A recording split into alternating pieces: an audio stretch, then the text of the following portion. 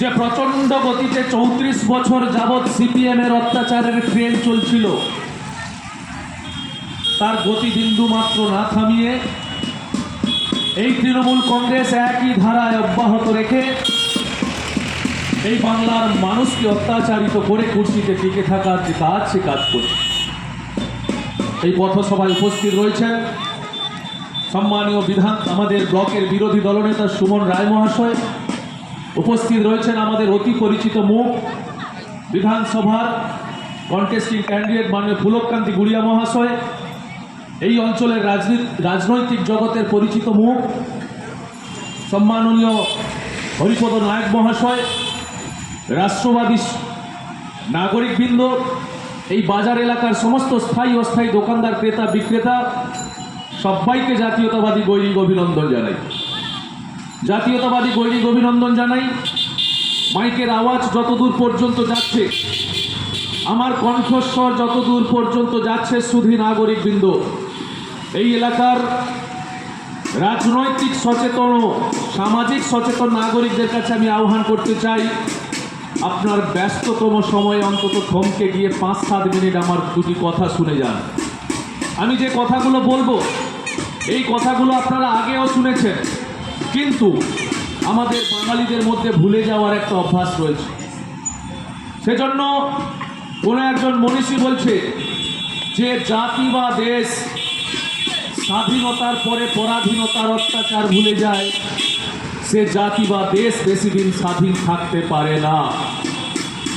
আমি পৃথক ২-৪টি কথা, প্রচুর রাজনৈতিক বক্তব্য, প্রচুর রাজনৈতিক ভাষণ আপনারা শুনেছেন। এই পথসভা দীর্ঘক্ষণ চলছে। আমি আহ্বান করব এই এলাকার সামাজিক সচেতন নাগরিকদের কাছে অন্তত ৫-৭ মিনিট আপনার ব্যস্ততম সময় থেকে আমার দুটি কথা শুনে যান।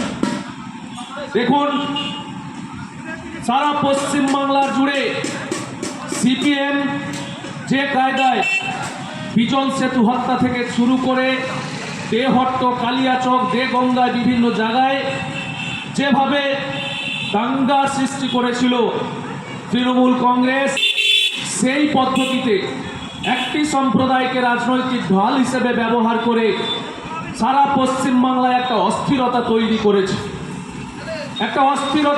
করেছে। সারা পশ্চিমবাংলা জুড়ে।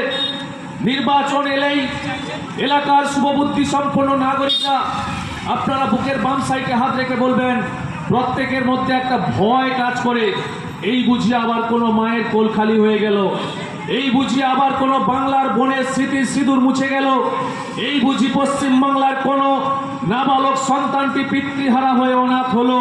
শুধু সচেতন নাগরিকবৃন্দ, আমি আপনাদের কাছে আহ্বান করি, সারা ভারতবর্ষের ১৭টি রাজ্যে ভারতীয় জনতা পার্টির সরকার চলছে। কোথাও তো এই ধরনের অস্থিরতা তৈরি হয়নি, কোথাও তো এই ধরনের দাঙ্গা সৃষ্টি হয়নি, কোথাও তো রাজনৈতিক প্রতিহিংসা তৈরি হয়নি, কোথাও তো একটা রক্তক্ষরণ হয়নি, কোথাও তো বিরোধীদের কণ্ঠরোধ করার জন্য মেরে গাছে ঝুলিয়ে দেওয়া হয়নি। তবে পশ্চিমবাংলায় কেন তা হচ্ছে? আজকে আমাদের জাগ্রত হতে হবে।